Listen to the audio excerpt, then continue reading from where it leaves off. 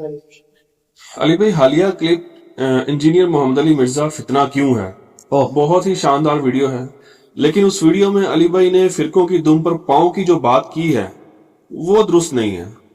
اس کی جگہ پہ اگر وہ یہ کہہ دیتے کہ گلے کا پھندا استعمال کر لیتے تو زیادہ مناسب ہوتا۔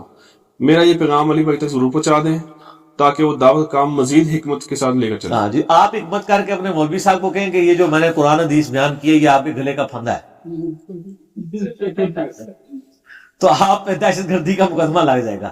آپ اس سے خطرناک کھیل مجھے بتا رہے ہیں۔ یہ گلے کا پھندے کا مطلب پتا ہے آپ کو کیا ہے؟ وہ کہیں گے یہ تو دہشت گردی پہ لوگوں کو مار رہا ہے۔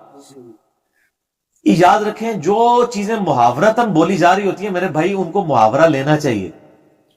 اردو زبان کے اندر یہ کہنا کہ کسی کی دم پہ پاؤں آیا، اس کا یہ مطلب نہیں ہے کہ ہم یہ کہہ رہے ہوتے ہیں کہ علماء کی کوئی دمیں ہیں جن پہ فزیکلی پاؤں آ رہا ہے۔ اس سے مراد ہوتا ہے ان کے مفادات کے اوپر زد پڑ رہی ہے۔ یہ بھی لفظ استعمال ہوتا ہے دکھتی رگ کے اوپر ہاتھ رکھ دو۔ ویسے تو ایک بھائی نے نیچے کامنٹس کیے تھے کہ علی بھائی نے دم پہ پاؤں نہیں رکھا، دمیں ہی کاٹ دی ہیں۔ یہ پتہ ہے دم کاٹ جائے نا، اگر مچھلی کی آپ دم کاٹ دیں تو مر جائے گی، وہ دم کی وجہ سے تو چلتی ہے، ٹھیک ہے نا؟ آپ دیکھتے ہیں یہ کبھی قربانی کے گائے اور یہ بیل گرائے جاتے ہیں دم کے ساتھ، سر دم بڑی مضبوط چیز ہے۔ تو یہ جس نے بھی محاورہ بنایا نا بڑا سوچ سمجھ کے بنایا ہے کہ اس کی دم پہ میرا پاؤں آیا۔ یعنی دم کے بارے میں بہت سینسٹیو ہوتا ہے جانور۔ یہ ایک ایگزامپل دی جاتی ہے جس طرح وہ سینسٹیو ہوتا ہے نا، انسان کے کچھ سینسٹیو ایریا ہوتے ہیں۔ قطعاً اس سے مراد فزیکلی دم نہیں ہوتا۔ خدا کے لیے بدگمانی نہ کیا کریں، آپ خام خواہ یعنی الزام نہ لگا دیا کریں کہ ہم کسی کو جانور کہہ رہے ہیں، نعوذ باللہ من ذالک، ایسا نہیں ہے۔ میں نے اس میں کہا تھا کہ ہمیں بعض مسائل ایسے بیان کرنے پڑتے ہیں جس سے ایک مکمہ فکر کی دم پہ پاؤں آ رہا ہوتا ہے اور دوسری مکمہ فکر کے گلے میں ہار جا رہا ہوتا ہے۔ وہ کہہ رہا ہے بڑا صحیح مسئلہ بیان کیتا ہے۔ مجھے آج تک کسی نے نہیں کہا کہ علی بھائی یہ جو آپ آئے دن مزارات کی مذمت کرتے ہیں تو ہمارے بریلوی بھائیوں کے چڑیا جتنے معصوم دل دکھ جاتے ہیں، کوئی اہل حدیث آ کے مجھے سمجھا رہا ہو کہے گا بالکل صحیح، چپ کے رکھو کام۔ کیوں؟ کیونکہ اہل حدیث مزارات کے خلاف ہے۔ یہ اگر میرے سے ہمدردی کرتے ہو نا تو مجھے آ کے دوسرے فرقوں کے بارے میں سمجھا رہے ہو۔ مجھے دیوبندیوں نے آج تک کبھی آ کے نہیں سمجھایا کہ علی بھائی آپ آئے دن ننگے سر نماز پڑھنے پہ جو اہل حدیث کو ٹانٹ کرتے ہیں نا، تو اہل حدیث کی چڑیا جتنے دل دکھ جاتے ہیں۔ کیا ہے نماز کو ننگے سر بھی پڑھ لے نماز تو ہو جاتی ہے؟ کہے گا کوئی دیوبندی؟ کہے گا کام چوک کے رکھو۔ کیوں؟ انہوں نے خود مسئلہ کھڑا کیا ہوا ہے، ٹھیک ہے؟ اہل حدیث نے مجھے کبھی نہیں کہا یہ آپ آئے دن رفع الیدین پہ خام خواہ کہتے ہیں جی رفع الیدین سے نماز، رفع الیدین سے نماز۔ اب دیکھیں یہاں پہ اکثریت حنفیوں کی ہے، ان بیچاروں کے دل دکھ جائیں گے۔ آپ بس صرف نماز کی ترغیب دلائیں گے، وہ کہیں گے جناب آپ رفع الیدین کی بات کریں، یہی تو گال ہے کرنے والی، کیونکہ ان کے گلے میں ہار جا رہا ہوتا ہے۔ تو اب میں یہ کہتا کہ ایک کے گلے میں ہار جا رہا ہے اور دوسرے کے گلے میں پھندا جا رہا ہے تو کہے گا دو جی یہ تو ساڑی عوام نو کہہ رہے کہ ساڑا گلا کوٹ دو آ کے۔ تو یہ بڑے میں نے مناسب الفاظ استعمال کیے ہیں، اور اس کو محاورتاً لیا کریں، یہ الفاظ کو اس طریقے سے نہ پکڑا کریں۔ اگر آپ یہ پکڑیں گے نا تو سر پھر یہ بات میرے تک نہیں رہے گی، میں اس کو بڑا اوپر لے کے جاؤں گا، اور پھر میں ان لوگوں کے الفاظ کے چناؤ کا ذکر کروں گا جن کے الفاظ کے چناؤ سے آپ کو تکلیف ہوگی کہ یہ کیا ہو رہا ہے۔ حالانکہ عرب کے محاورے وہ عام بولے جاتے ہیں۔ بخاری مسلم میں آپ کو درجنوں احادیث ملیں گی کہ جید صحابہ جب ایک دوسرے کے ساتھ بات کرتے تھے نا تو کہتے تھے وہی حق، تباہ و برباد ہو جائے تو۔ وہ یہ نہیں تھے کہ وہ کہہ رہے ہوتے تھے جیسے ہم بھی کہتے ہیں تیرا ستیہ ناس، اپنے بچے کو بھی کہہ دیتے ہیں، تو کیا مطلب ہے ہم اس کا تیرا بیڑا تار جائے یا بیڑا غرق ہو جائے، اس کا یہ مطلب نہیں ہوتا کہ اس کا بیڑا ڈبونا چاہتا ہے، یہ محاورت الفاظ۔ تو بخاری مسلم میں درجنوں موجود ہے، تو آپ کیا کہیں گے صحابہ کرام ایک دوسرے کہتے تھے تو برباد ہو جائے؟ ایسا نہیں ہوتا تھا، وہ ایک محاورت ہے۔ صحیح بخاری میں حدیث ہے، آل امیہ کے دور میں عبداللہ ابن عباس کے پاس اکرمہ تابعی آ کے کہتے ہیں کہ آج میں نے ایک ایسے پاگل شخص کے پیچھے نماز پڑھی ہے جس نے 4 رکعتوں میں 22 دفعہ اللہ اکبر کہا ہے۔ چونکہ آل امیہ نے تکبیرات چھوڑ دی تھی، یہ تو مولا علی نے بحال کرائی ہیں نا، بخاری مسلم میں آتا ہے۔ تو حضرت ابن عباس نے کہا تیری ماں مر جائے، یہ الفاظ ہے۔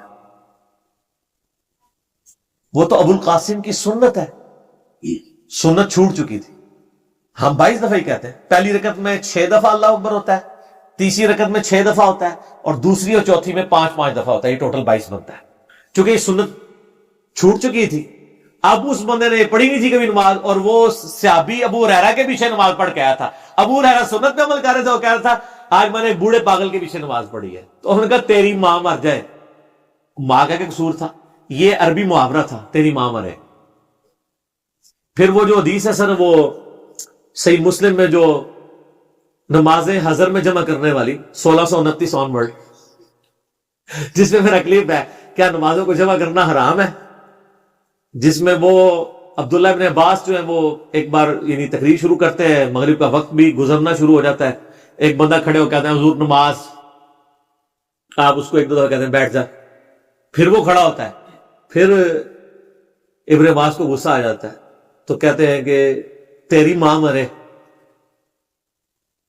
اور آپ کو بخاری مسلم کئی جگہ ملے گا تیری ماں تجھے گم پائے, مراد ہے کہ تو مر جائے. تیری ماں کب ڈھونڈے گی؟ جب تو مرا ہوگا.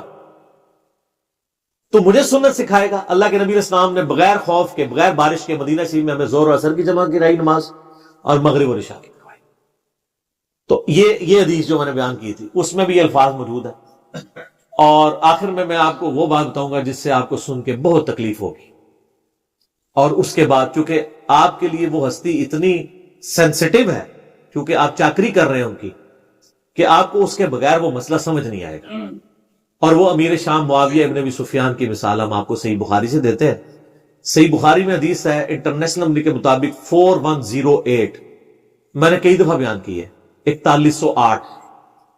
میرا پچھلے دنوں ایک کلپ بھی ہوا تھا, حضرت معاویہ رضی اللہ تعالیٰ عنہ مامو سوالیہ نشان, تو کہتے ہیں نا وہ خال المومنین ہے. اس پہ اس 4108 صحیح بخاری میں حدیث ہے کہ اس کا کانٹیکس یہ ہے کہ واقعہ تحکیم کے بعد, جنگ صفین کے بعد, جب حضرت معاویہ مدینہ شریف آئے تو انہوں نے وہاں ایک پبلک میٹنگ کال کی, اوور آل ایک جلسہ کرنے کے لیے سب لوگوں کو جمع کیا. تو حضرت حفصہ نے کہا, ابن عمر سے بھائی بھی لگتا تھا اور بیٹا بھی, کیونکہ سیدہ حفصہ جو ہے وہ ام المومنین ہے, کہ جاؤ حضرت معاویہ مدینے میں آئے ہیں, تمہاری غیر موجودگی کو کہیں اور کوئی نیگیٹو چیز شمار نہ کر لیا جائے کہ کوئی سازش ہو رہی ہے, کوئی پلاننگ ہو رہی ہے, کوئی جو ہے فارورڈ بلاگ بن رہا ہے آج کے دور میں, تو تم جا کے اس تقریر میں حصہ لو. تقریب میں حضرت عبداللہ بن عمر اس تقریر میں جا کے بیٹھ گئے. تو حضرت معاویہ رضی اللہ تعالیٰ عنہ نے الفاظ, بڑے سخت الفاظ استعمال کیے. انہوں نے کہا کہ تم میں سے جسے خلافت کی خواہش ہے وہ اپنا سینگ اٹھائے, میں اس کے باپ سے بھی زیادہ خلافت کا حقدار ہوں. یہ انہوں نے حضرت عبداللہ بن عمر کو کہا تھا. اس کا ثبوت یہ ہے کہ جب مجمع چھٹ گیا تو تابی مسلمہ کہتے ہیں کہ عبداللہ بن عمر تم نے معاویہ کو وہیں کیوں نہیں جواب دیا؟ حبیب بن مسلمہ. تو انہوں نے کہا میں نے ارادہ کیا تھا کہ میں اپنی گوٹ کھولوں, یعنی وہ ایسے کر کے دونوں گھٹنوں کو یوں لے کے بیٹھے تھے, احتبا جسے کہتے ہیں, سنت ہے یہ بیٹھنا, اور میں معاویہ کو جواب دوں کہ تجھ سے زیادہ خلافت کا حقدار وہ ہے جس نے تجھے اور تیرے باپ کو اسلام کی خاطر مارا ہوا ہے. یعنی غزوہ بدر میں, غزوہ خندق میں, غزوہ احد میں تم باپ بیٹا کافر تھے, اور میں اور میرا باپ تم سے جنگ کیا کرتے تھے, اور آج تم لوگ حضرت عمر کے نام پہ, وہ پوری خلافت ہے ظاہر ہے, شام حضرت عمر نے فتح کیا ان کے دور میں, جنگ یرموک میں ابو عبیدہ بن جرح, اور آج تم لوگ ہمیں یہ باتیں کر رہے ہو. تم سے زیادہ خلافت کے حقدار وہ ہیں جن لوگوں نے اسلام کی خاطر تمہاری پٹائی کی ہوئی ہے. تو لیکن پھر میں فتنے کے ڈر سے خاموش ہو گیا. پھر مجھے جنت کی نعمتیں یاد آ گئیں اور میں انہی پہ کفایت کر بیٹھا. تو حبیب بن مسلمہ کہتے ہیں کہ عبداللہ بن عمر نے خاموشی اختیار کر کے اپنی عزت بھی بچا لی اور اپنی جان بھی بچا لی. کس سے؟ خال المومنین سے. کس نے؟ دوسرے خال المومنین نے. عبداللہ بن عمر بھی تو امت کے ماموں ہے نا, جو انہوں نے ماموں بنایا ہوا ہے کہ جی جو بھی حضور کی بیوی ہے اس کا کوئی بھائی ہوگا, وہ میں دسیا بھی تو ذرا ماموں بن جاندے رہے.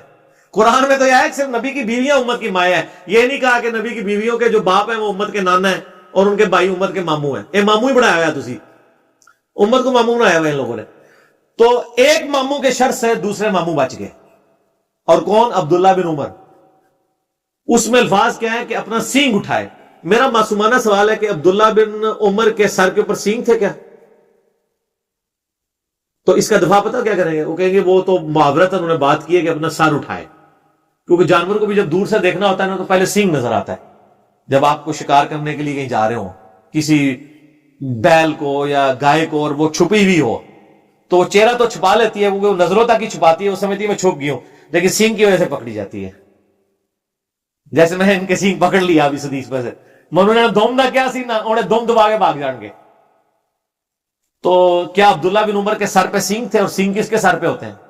تو وہ کہیں گے نہیں، یہ محاورتاً بات کی ہے. تو سر آپ صحابہ پہ محاورتاً باتیں کریں، 4108 بخاری میں موجود ہو، ہم آپ کی بات کرتے ہیں جو اردو میں چلنے والا محاورہ ہو تو اس کو برا نہ بنایا کریں. اور آخر میں حصول برکت کے لیے آپ کو عرض کر دوں، حسام الحرمین میں احمد بریلوی صاحب نے رشید احمد گنگوئی کو پتہ کیا لکھا ہے؟ غلام احمد قادیانی کا دم چھلا رشید احمد گنگوئی، اور رشید احمد گنگوئی کے دم چھلوں میں سے اشرف علی تھانوی. تو یہ دم کا لفظ تو ہم نے بزرگوں سے سیکھا ہوا ہے، حالانکہ دم چھلا اب کہیں گے وہ کہیں گے محاورتاً ہے. تو ہم نے یہ جو بات کی تھی نا، کسی کے دم پہ پاؤں ہوتا ہے، مراد یہ کہ اس کے مفادات پہ ضرب پڑتی ہے. ہم قطعاً نہیں کہتے کہ آپ کی دمیں ہیں، ٹھیک ہے، اگرچہ آپ نے اپنے بزرگوں کے ساتھ بڑی لمبی لمبی دمیں لگائی ہوئی ہیں، یادگار اسلاف، امام المفسرین، استاذ العلماء، کتنی کتنی دمیں لگائی ہوتی ہیں، اور اینڈ پہ نام لکھا ہوا ہوتا ہے جا کے. اتنی بڑی دم کے ساتھ چھوٹا سا بندے کا نام لکھا ہوتا ہے. اور نبی علیہ السلام کا میں آپ کو بتاؤں، میں بغیر نام لیے بتاتا ہوں، بہت پرسنل ہو جائے گا. ایک کتاب یعنی میں نے پڑھی، اس کتاب کے اندر جو ہے نا وہ نبی علیہ السلام کی ایک حدیث لکھی تھی، اور اس حدیث سے پہلے انہوں نے ایک اپنے بزرگوں کا حوالہ دیا تھا کہ ہمارے فلاں بزرگ جن کے ساتھ امیر اہل سنت فلاں فلاں فلاں فلاں فلاں فلاں کر کے 8-10 القاب لکھ کے وہ اپنی فلاں کتاب میں فرمان مصطفیٰ نقل کرتے ہیں. مصطفیٰ اینا جا اور او اینا لمبا. اور تو اللہ دے بندے پھر نبی علیہ السلام نال بھی انہیں پروٹوکول لاندہ نا، تو یہ اپنے بابے دی دم لا دینا. تو ان لوگوں نے دمیں لگائی ہوئی ہیں. تو میں نے یہ قطعاً کسی کی معاذ اللہ توہین کرنا مقصود نہیں تھا، ہمیں توہین کرنے کی ضرورت ہی نہیں ہے، لیکن یہ آٹومیٹکلی توہین ہو رہی ہے، وہ ہو ہی جاتی ہے. مجھے مولانا ساق صاحب کا ایک جملہ یاد آیا، انہوں نے کہا یار جب بھی توحید بیان کرو گے نا تو انبیاء کی توہین آٹومیٹکلی ہو جائے گی. کیوں؟ کیونکہ انبیاء کے نام پہ جو جعلی عقیدے بنائے ہوئے ہیں نا، اس میں تو ہے کہ نبی علیہ السلام جو ہے نعوذ باللہ حاضر و ناظر ہے، علم غیب جان لیتے ہیں خود سے مراد یہ نہیں میں کہہ رہا کہ وہ کہتے ہیں بغیر وحی کہ وہ کہتے ہیں بس ایک بار ہی سب کچھ عطا کرتی ہے. تو ہم کہیں گے کہ نہیں، اللہ تعالیٰ جب بتاتا تھا ہوتا تھا، جب نہیں بتاتا نہیں ہوتا تھا.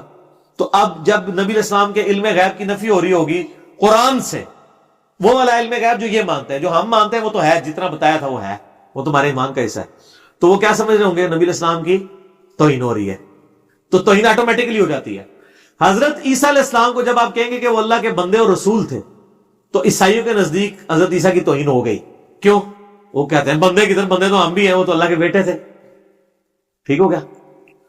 تو جب آپ ایک جز بیان کر رہے ہوتے ہیں نا، ایک کے نزدیک وہ عین عقیدہ ہوتا ہے، دوسرے کے نزدیک وہ جو ہے وہ توہین ہو رہی ہوتی ہے، تو وہ آٹومیٹکلی ہو جاتی ہے. تو جو آٹومیٹکلی گستاخیاں ہو جائے کریں نا آپ کی، سر ان کو گستاخیاں نہ شمار کیا کریں. اور اگر آپ کریں گے تو دیکھیں آپ کی گستاخی شمار کرنے سے کتنا فائدہ ہوا ہے.